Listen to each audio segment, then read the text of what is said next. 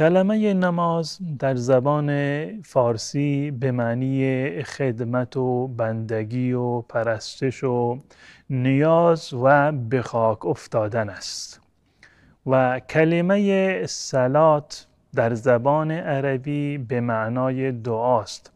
در قرآن و حدیث به همین معنی به کار رفته از نظر لغوی، مانند آیه‌ای که در سوره توبه هست که الله متعال می‌فرماید و صلی علیهم، برای آنها دعا بکن. معنیش این نیست که نماز بخوان. و همچنین رسول الله صلی الله علیه و سلم بنابر روایتی فرمودند که اگر کسی شما را دعوت کرد، دعوتش را بپذیرید، بروید در منزلش. اگر روزه نبودید غذا بخورید. و ان کان صائما فلیصلی، اگر کسی از شما روزه بود و دعوتش کردن، برود دعوت را قبول بکند. فلیصلی، برای صاحب خانه دعا بکند.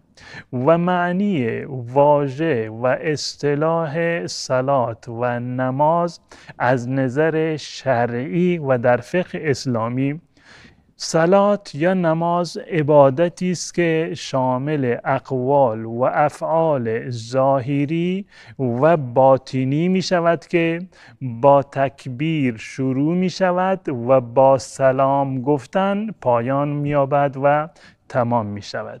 و از آنجا که نماز سراسر راز و نیاز با الله متعال هست و همه اش اذکار و اوراد و دعا هست، به مناسبت معنی لغوی کلمه صلات که دعا هست، این عبادت را در اصطلاح شرعی صلات نامیدند، یعنی همین ترجمه فارسی که ما میگوییم که نماز. و این یکی از مهمترین و برترین ارکان عبادی دین اسلام است.